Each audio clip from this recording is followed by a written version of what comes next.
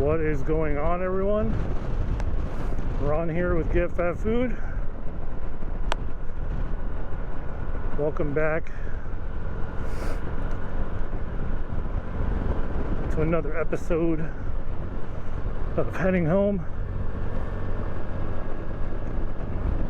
It smells like electrical burning back there. Sorry I haven't uploaded a video. I had that I was telling you guys about it, having like this big bug bite on the back of my head,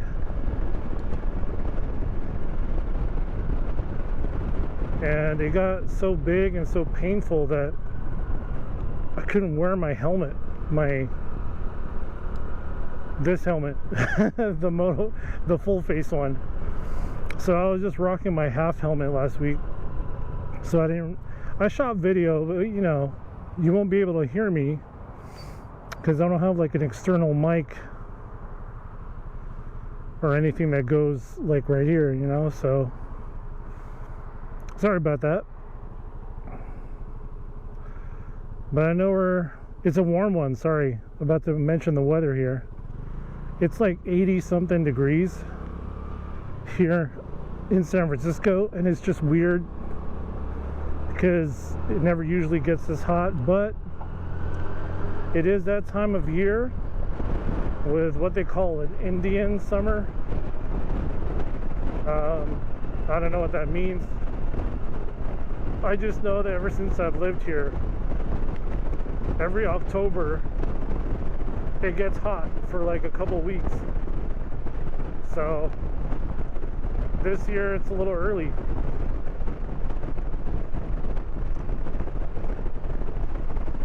Yeah, so I wanted to talk about money again. So last video, I believe we talked about living on less than you make. And the way you do that is to budget your money, have a plan for your money of where it's going to go.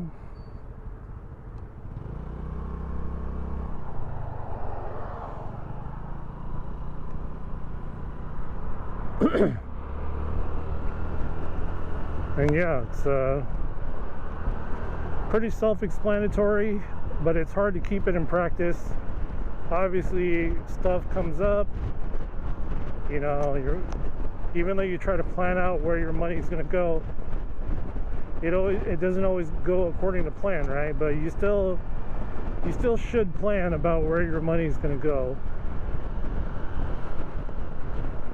You don't want to just give up and be like, well, then I'm not going to plan shit. You should. You still should. No matter how much money you make, even if it's only a little bit, you should still plan where your money is going to go. There's a restaurant right here, 7 miles, pretty nice. Right here on the corner near the near the impound lot.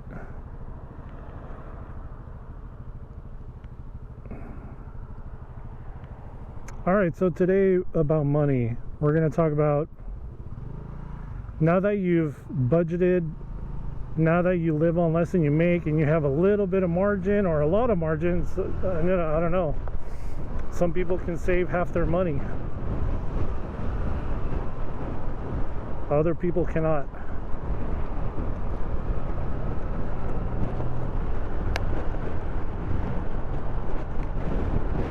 So then you take that margin and you save it. Now what should you be saving for? So usually this principle is saving and investing, but I'll do investing in another video because I'll show you guys, or I'll tell you guys how I do it. Again, I'm not like a financial advisor or anything. I'm just telling you guys what works for me.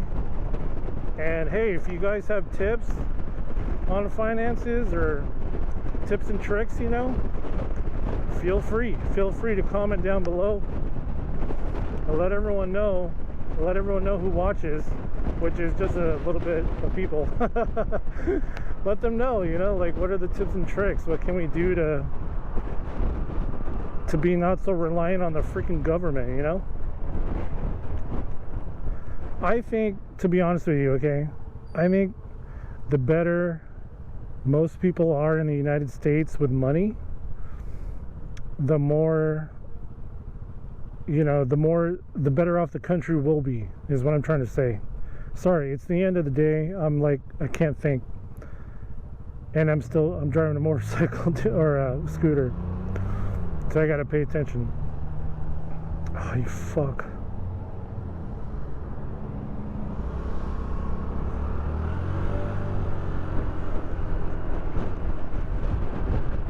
Okay, so saving. The first thing you should save for is a rainy day. You know, emergency fund. You hear about it all the time on YouTube. Save 3 to 6 months of expenses. So, you know, that goes hand in hand with your budget. If you have a budget, you would know how much you spend on expenses. Whether it's everything, monthly bills, food, just everything, right? Well, you should calculate per month how much an average of what you spend on everything like that.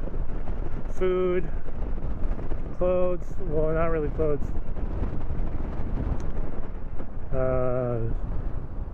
Bills, the internet bill, the cell phone bills, the utility bills, just all that shit. If you can, it's a lot easier if all of your expenses all of your bills are like the same amount all the time. But for the most part, you just want what you spent monthly on average, and then times 3 or times 6, or hell, times 12 if you want to do a whole year. And save up that much. Put it in I put mine in a high yield savings account. I personally use Ally,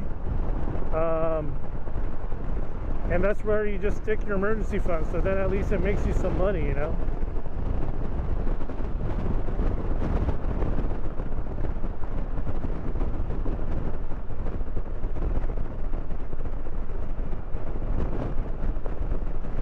Or at least you earn money, sorry. In a high yield savings account, usually they're like 4% or something like that. At least you're gaining something on your money, because when you have a savings account at like one of the big banks, like Bank of America, Chase, Wells Fargo, you don't make shit. The interest they give you is like nothing.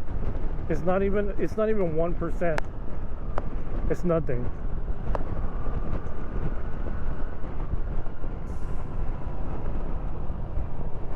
So you're better off going to a high yield savings.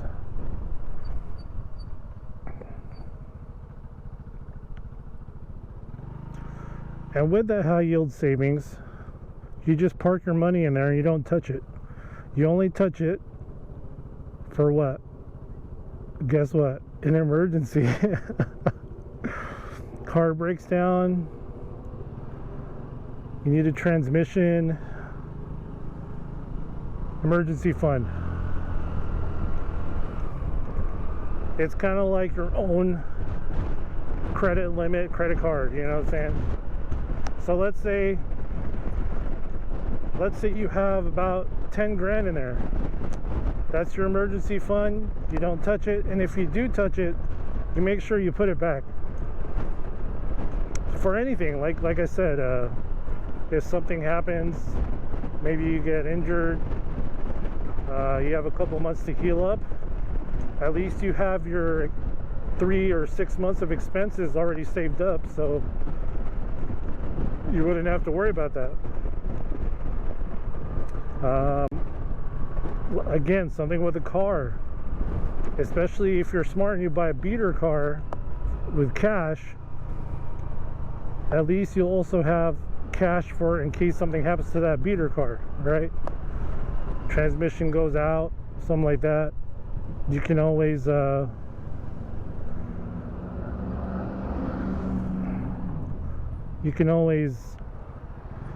use your emergency fund. Just remember to put it back. Always put it back. Like I had to use mine recently. Recently I had to use $300.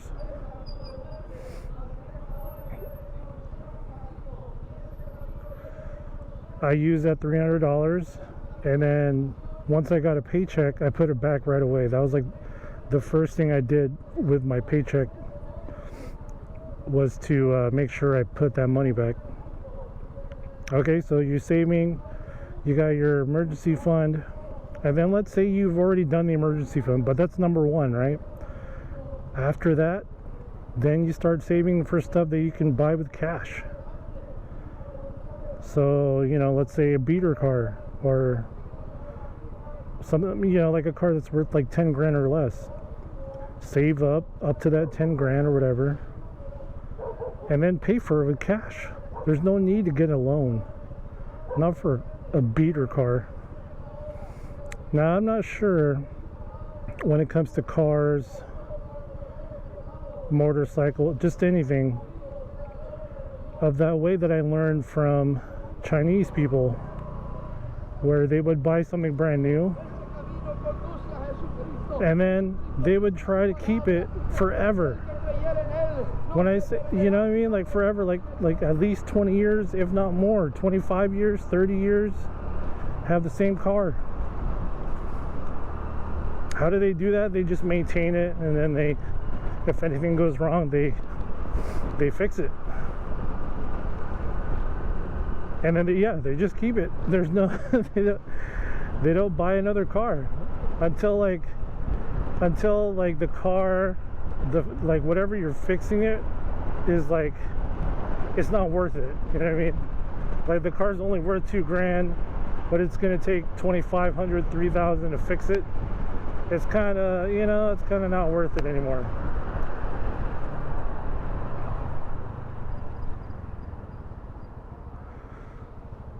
Or you could do the Dave Ramsey method, which is you buy a beater car, right, for $8 grand, and then you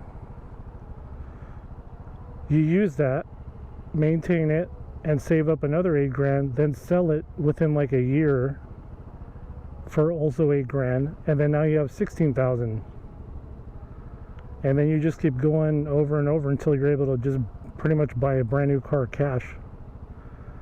I don't know, I haven't done that yet. I kind of want to, but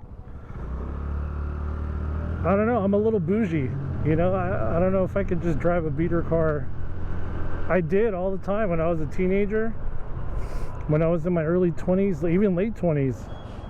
I had a beater car, and I mean, I didn't like it very much.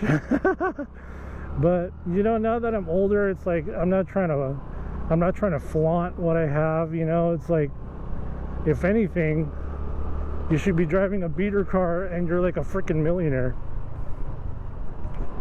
like a secret millionaire.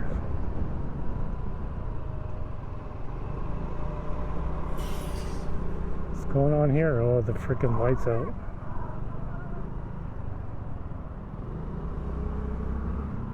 Is that a dog? Jeez, sounded like a little demon.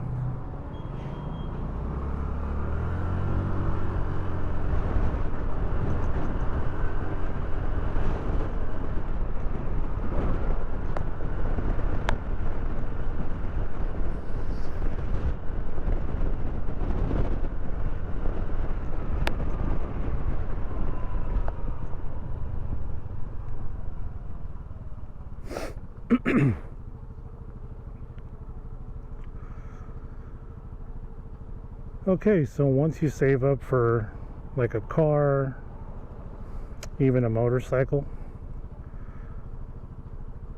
or even an e-bike, just anything, you know, aside from your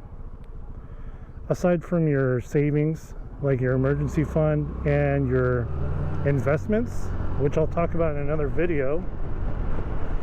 Aside from that, yeah, you just save up cash for anything you need to buy. Hey, if you need new phones, right, for the whole family.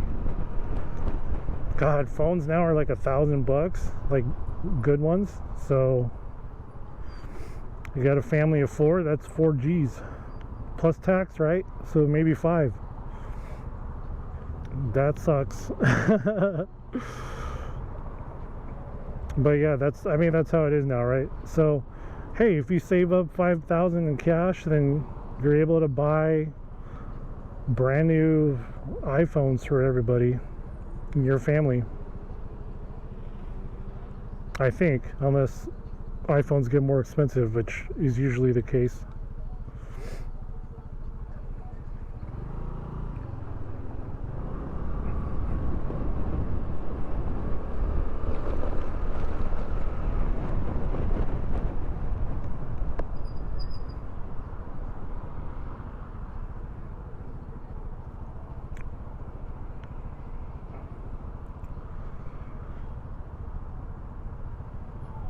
Okay, so once you have your emergency savings, emergency fund, money being put aside for investments, it doesn't matter how much, it's up to you how much you want to do, but all that matters is that you have an emergency fund for at least 3 months, if not more, right? Me personally, I have like right now I only have a $10,000 emergency fund. I need to beef it up though. I need to make it like 15 at least, if not 20. And that'll cover like anything. Also vacations. Hey, there's something else. Like I'm planning to go to Vegas this year for Thanksgiving. Something different, you know. We're saving up for that. So I already bought, I already paid for the hotel and all that. Rent a car, because we're not flying there. And I already saved up everything for that. Spending money. I mean, I've only saved up like $1,500, but pretty sure I'll need more than that for Vegas. But yeah, that's like stuff you want to save up for, That way you don't have to worry about it. And if you're hella smart, like me, I'm kidding. But if you're hella smart like me, you can use your credit cards for everything, right? To pay for the vacation and whatever, the food while you're over there, wherever you're going. But then you pay it off using the money you saved up for spending money. That way you get points. And then, if you have enough points, you could just pay for that hotel room. So it's like you got the hotel room for free. Or the airline tickets for free. Or whatever. But, Dave Ramsey hates that shit. He specifically says, you never heard a rich person say they got rich off of credit card points. I think that's true, but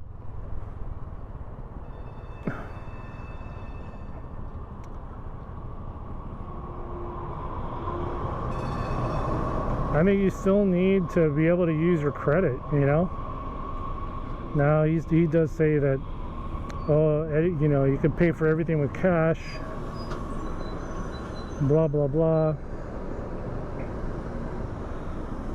But that's hard, for me, as long as you're responsible with your credit cards, you pay it off every month, then I don't think you have a problem,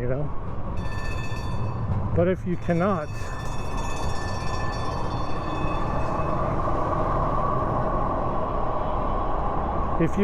pay off your credit cards every month, that's a big problem, right?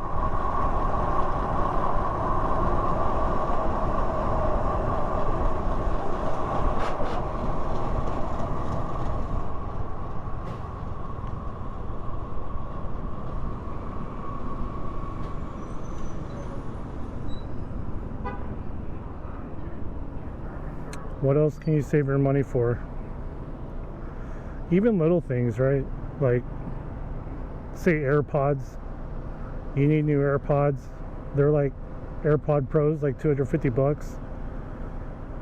Save up $250. Wait till you have the 250, okay, and then you buy it with your credit card, and then you pay off your credit card with the money you saved up, 250, and it just makes you look good. Now, there's one trick that I just heard from a YouTuber named Humphrey Yang.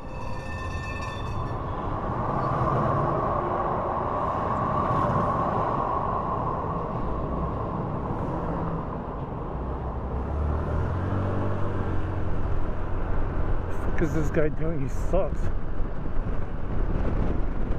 So this guy named Humphrey Yang, he was on somebody's podcast. I think he was on, was it Jaspreet Singh's? No, he was on some other podcast I never heard of, or I forgot about it. Anyway, he said when you do pay off your credit cards, when you do pay them off, you should pay off the statement balance, not the full balance, the statement balance. But if you want to keep it simple, just pay off the whole thing if you can. So let's say your statement balance is like 150, but your current balance is like 300. Okay, so you got another 150 in there that you spent more recently than the 150 before that. He said only pay the 150 that's the statement balance, which is, I think that's crazy. I didn't know that was like some kind of trick, you know.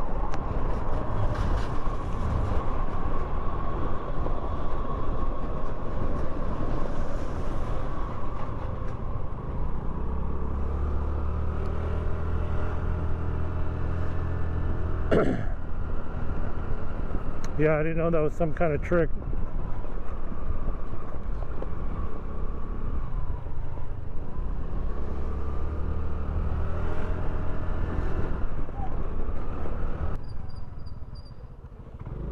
Yeah, so I don't know if that's true, you guys. Let me know in the comments below. Is that true?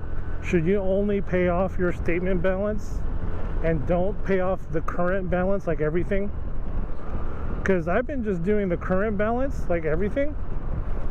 And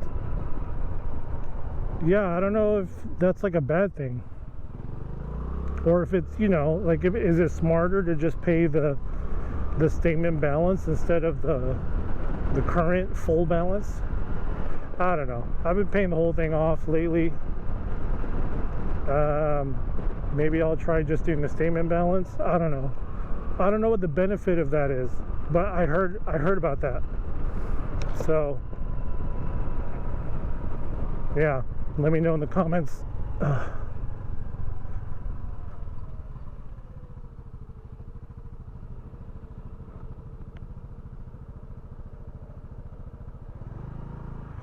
my God.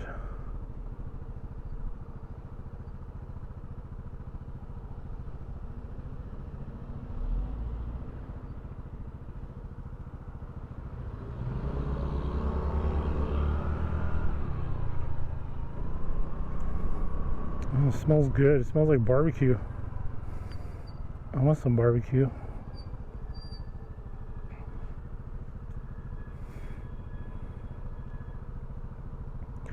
So anyway, always be saving your money. Now, my goal for next year at least is to max out my Roth IRA contributions, which is $7,000. Actually less than that, because I have like a traditional IRA too that I'm contributing to, like small, you know, like $25, $50, but that adds up too, you know. So you can only, what I read is that you can only put in $7,000 a year per year for all your retirement accounts, if you're doing it individually, right? With your 401k, that's different. With your job, you can do up to like 18 grand, I think I read, which is, damn, that's quite a bit. If I tried to do 18 grand a year, I wouldn't have much of a check. I would rather put more money into, since I can only save so much, I would rather just put money into my Roth IRA, because Roth IRAs are after tax. So when you take money out of it, once you're 59 and a half,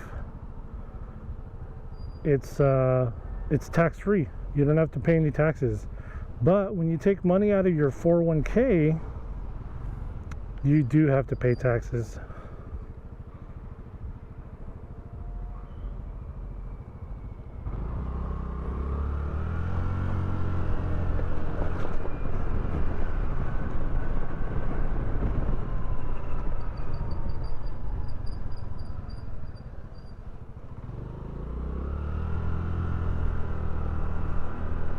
Oh God, I'm so tired.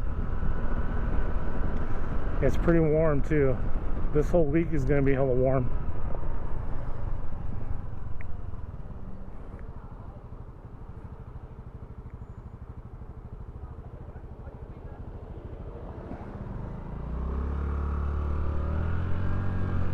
Thank you, everybody. I appreciate it. Most of the time, people here in San Francisco don't know how to do a freaking four-way stop. It's all confusing.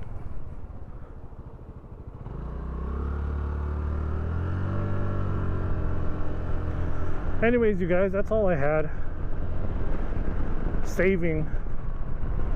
And then maybe in a couple days I'll do investing. Now, just as a like a prequel or like a preview, I don't know shit about investing. I don't know how to trade. I don't know how to buy and sell. I do know how to buy, and then I just hold. I buy and hold. That's all I do. I don't know anything about options or any of that shit. I just know that if you're conservative about your money,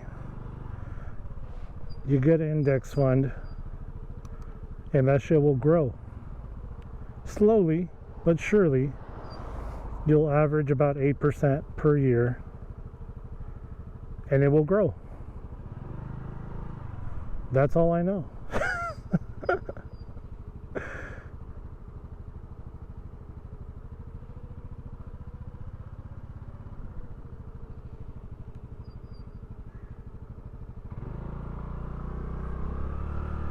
That's all I know.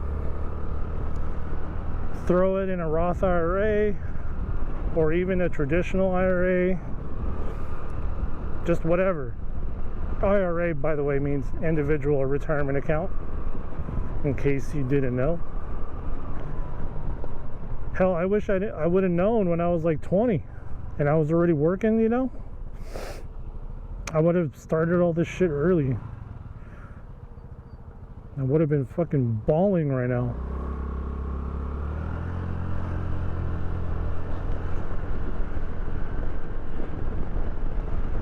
Anyways, guys, thanks for tuning in. Thanks for listening to me rant and let you know how my financials are going. You know, we're on this journey together. I think, again, if you're dumb like me, just try to keep your finances simple, easy to figure out. Let's not complicate things, you know? And let's all get, maybe not rich, but comfortable. So anyways, guys, thanks again for watching. Really appreciate it. Tune in the next time I put in a video. And I'll see you guys in the next one. Stay hungry. Later, Gators.